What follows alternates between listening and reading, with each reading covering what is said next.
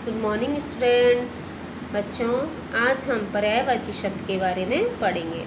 पर्यायवाची शब्द क्या होते हैं, आइए इन्हें समझने के लिए हम पर्यायवाची की परिभाषा को पढ़ते हैं। परिभाषा: एक जैसे अथवा समान अर्थ प्रकट करने वाले शब्द पर्यायवाची या समानार्थी कहलाते हैं। जैसे एग्जाम्पल देखिए इसका, आँख। आँख शब्द का यहाँ पर क्या क्या दे रखा है बच्चों, उसके पर्यायवाची क्या क्या है देखिए, नेत्र, नयन, चक्षु। अब है अगला कमल। कमल के पर्यायवाची है यहाँ पर जलज, पंकज, नीरज। तो बच्चों, यहाँ आँख व कमल शब्द के एक जैसे अर्थ वाले तीन नाम दिए गए हैं, इसलिए हम एक ही प्राणी, वस्तु आदि को अनेक नामों से भी पुकार सकते हैं। नाम अलग अलग हैं किंतु उनके अर्थ एक जैसे हैं। इसका मतलब बच्चों कि किसी भी व्यक्ति, कोई प्राणी या वस्तु के हम अलग अलग नाम रख सकते हैं, उसे हम अलग अलग नामों से पुकार सकते हैं। उनके नाम तो अलग अलग होते हैं लेकिन उनका अर्थ एक ही होना चाहिए। अब हम कुछ पर्यायवाची शब्दों के उदाहरण यहाँ पर पढ़ रहे हैं। आइए कुछ और पर्यायवाची शब्दों को पढ़ें। पहला, अध्यापक। देखो बच्चों, अध्यापक शब्द के पर्यायवाची यहाँ पर क्या है? गुरु, आचार्य, शिक्षक। हम अध्यापक को गुरु भी कह सकते हैं, आचार्य भी कह सकते हैं और शिक्षक भी कह सकते हैं।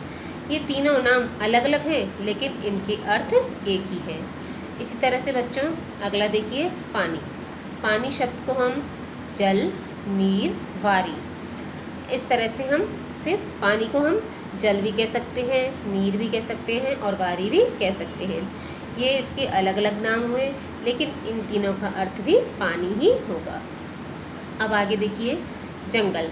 जंगल का होगा पर्यायवाची वन, कानन, अरण्य। ईश्वर। ईश्वर का होगा भगवान, प्रभु, परमात्मा। अगला है नंबर 5, प्रकाश।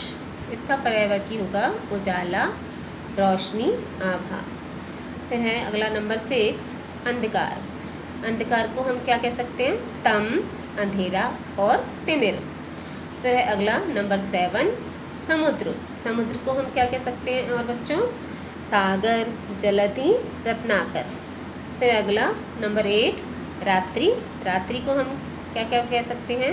रात, निशा, रजनी।